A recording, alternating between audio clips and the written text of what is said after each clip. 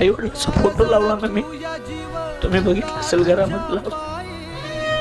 एके दिवशी आमची आजी घरात आली, माझ्याजवळ येऊन बसली, मला म्हणली एक काम कर. म्हटलं काय?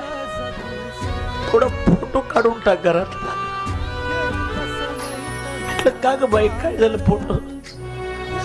त्या फोटोकडे बघितलं की मला तुझ्या आई वडिलांची आठवण येते.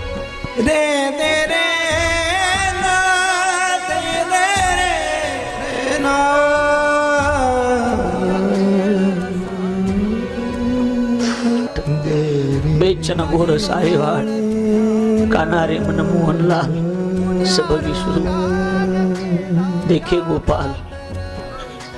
या गोकुळात देव जर नसेल तर त्या गोकुळात आम्ही काय करायचं?